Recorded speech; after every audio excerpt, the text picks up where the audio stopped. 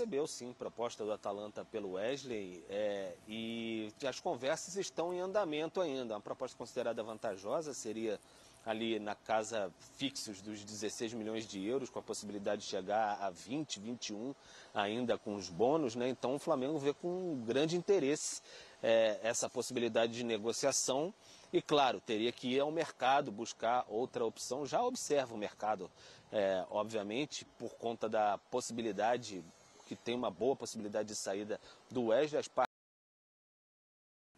Amanhã, amigos, exclusivo aqui, você torcedor rubro-negro, você secador que vai secar o Flamengo, você só vai ver Flamengo e Bolívar aqui, ESPN e Disney Plus. Vamos ao Maracanã, então. Agora, palco do jogo de amanhã, primeiro jogo desse confronto, o Flamengo, óbvio que precisa de um grande resultado, porque depois vai subir a montanha lá, em La Paz. Pedro Henrique Torres está no Maracanã e vai trazer informações para a gente desse primeiro confronto entre Flamengo e Bolívar. Tudo bem, Pedro? Bem-vindo, bom dia. Tudo bem, Abel? Muito bom dia para você, um abraço para todo mundo aí do 360, legal participar.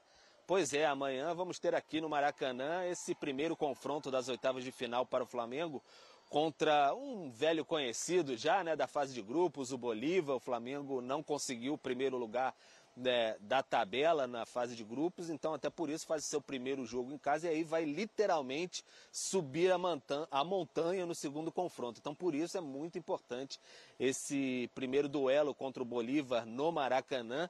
Vai ser um duelo muito difícil, o Flamengo pensando em abrir uma frente, já de olho nessa segunda perna desse confronto das oitavas de final. E aí no último fim de semana, aqui mesmo no Maracanã, um empate 1-1 com o Palmeiras, o Flamengo teve dois baques, né? Porque foram as perdas de Cebolinha, que é um jogador muito importante para o técnico Tite, já vinha ali com alguns problemas de lesão, mas agora um rompimento do tornozelo ali, do tendão de Aquiles, na verdade, dos ligamentos do tendão de Aquiles da perna esquerda, cirurgia, só volta ano que vem, então foi um baque muito grande. E o Vinha também, que é uma peça muito importante, teve uma lesão no joelho, ainda está fazendo alguns exames para saber a extensão exata dessa lesão, mas o Flamengo muito provavelmente não vai contar com ele mais em 2024. Então o clube até tentando ir ao mercado para buscar algumas outras opções, só que para esse jogo especialmente, a questão do Cebolinha é mais alarmante ainda, porque o Bruno Henrique seria, imaginamos,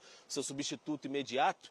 O Bruno Henrique está suspenso, foi expulso no último jogo da fase de grupos contra o Milionários aqui no Maracanã. Então foi uma situação meio parecida do que o Tite viveu nos jogos contra o Palmeiras na Copa do Brasil e também no Campeonato Brasileiro. Não tinha o Bruno Henrique ou suspenso ou lesionado e o Cebolinha saiu lesionado logo no início das partidas. Então o Luiz Araújo deve ser a opção ali pelo lado esquerdo, o Ayrton Lucas na lateral esquerda, já que saiu com a questão da pancada na cabeça logo no segundo tempo da partida contra o Palmeiras, mas o Flamengo diz que não preocupa, então de restante deve ser aquela equipe que está todo mundo acostumado, com o Wesley na lateral direita, porque o Varela ainda está com um probleminha no quadril. E no gol tem a questão de goleiro das Copas, mas o goleiro da Copa do Brasil é o Matheus Cunha. Da Copa Conmebol Libertadores é o Rossi, e o Rossi falou um pouquinho sobre esse confronto difícil que o Flamengo vai ter contra o Bolívar na quinta-feira aqui no Maracanã. A gente acompanha agora. É um jogo muito importante para nós, é um confronto direto, né? Uma eliminação direta, então a gente precisa do apoio da torcida, precisamos muito do apoio. Assim como eu falei depois do jogo do Palestino, a gente tinha perdido lá e depois dele tivemos dois jogos aqui no Maraca contra Milionários e contra Bolívar.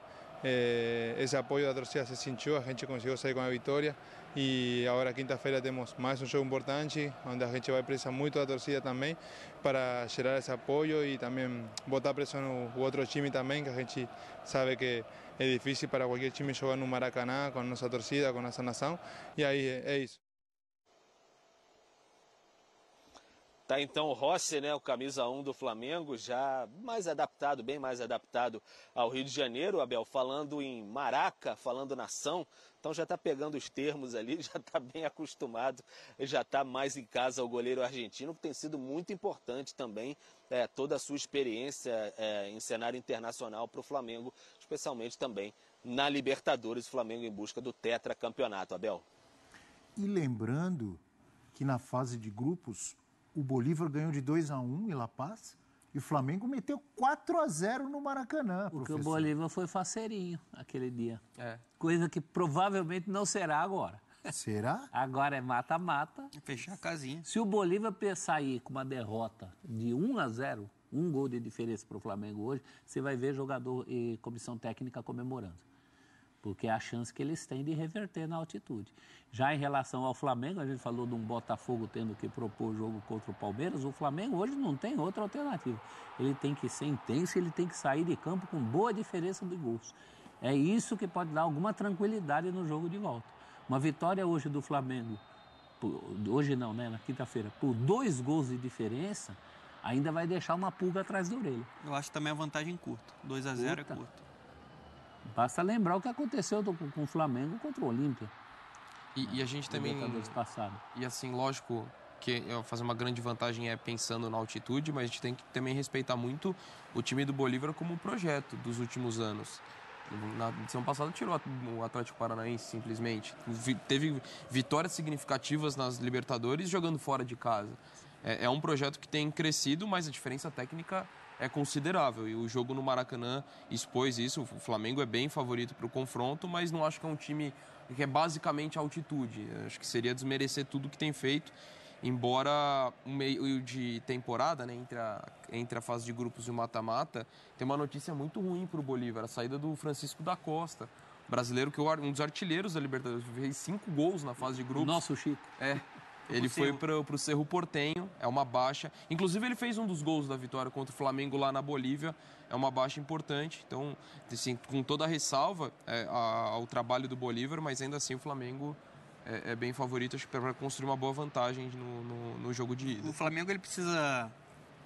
Isso tem que ser automaticamente, tem que ser de forma imediata, para ser mais certeiro. Melhorar sua bola aérea defensiva. Porque, assim, vai ser algo que o Bolívar vai explorar, principalmente na altitude, que ainda tem um impacto da altitude, modifica a velocidade da bola. O Tite vai precisar trabalhar de uma maneira exaustiva, porque o Flamengo tem sofrido de maneira constante. De 21 gols sofridos no Brasileiro, 15 foram com bola aérea, né? Então, isso vai ser algo importante em um confronto que acaba pode ser equilibrado, pensando no jogo de volta sendo decidido em La Paz. Eu vou viajar para lá para ver um pouco dessa altitude, para fazer essa cobertura na semana que vem. E tem a situação médica que o Pedro trouxe aqui para gente. Se você não ter o Cebolinha, principalmente Cebolinha, você não tem Vinha e Cebolinha, você perde muito da melhor dinâmica possível ofensiva do Flamengo, que é um jogador que desequilibra no mano a mano, é um jogador mais incisivo, que vai para dentro ali, para o lado esquerdo, né? Quando ele tem o Gerson pela direita, com o Gerson ele tem um cara que tem uma capacidade maior de articulação de jogo. Então, o lado esquerdo é o lado que vai mais para dentro mesmo, que bota a velocidade.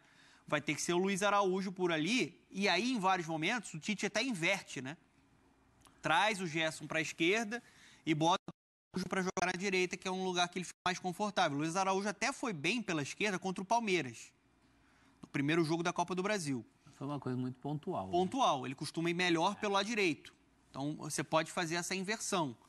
Você tem um problema aí para solucionar. Hoje é um jogo para o Flamengo ser muito intenso, deixar tudo, né? Amanhã, desculpe. Amanhã, para ser muito intenso, deixar tudo e tentar construir uma vantagem. Eu acho o 2-0 curto. Você vai precisar... Se repetir o que aconteceu na fase de grupos, 2-0 tá bom, porque lá foi 2-1. Não, acho que numa escala de prioridade no jogo de ida, o Flamengo tem um desafio com uma equipe que cria mais do que efetivamente consegue em termos de gols. Esse é o desafio do jogo de ida. E o jogo de volta, estou com dor, né? Essa coisa da bola aérea preocupa. Agora, vamos lembrar também que essa condição invertida, primeiro aqui para depois ir para a altitude, foi uma condição em que o Flamengo se colocou. Sim. Na medida em que ele foi segundo colocado de um grupo em que ele teria que ter sido o primeiro com uma certa facilidade. Né? Deixa eu perguntar para o Pedro sobre a situação do Wesley. O Flamengo recebeu uma proposta do Atalanta, já está tudo certo, vai embora mesmo? Como é que está isso aí, Pedro? Então, Abel, o Flamengo recebeu, sim, proposta do Atalanta pelo Wesley e as conversas estão em andamento ainda. Uma proposta considerada vantajosa seria ali na casa fixos dos 16 milhões de euros, com a possibilidade de chegar a 20, 21 ainda com os bônus, né? Então o Flamengo vê com grande interesse essa possibilidade de negociação e, claro, teria que ir ao mercado buscar outra opção. Já observa o mercado, obviamente, por conta da possibilidade, que tem uma boa possibilidade de saída do Wesley, as partes ainda conversam. Tem também a possibilidade de saída do Fabrício Bruno para o Rennes, da França.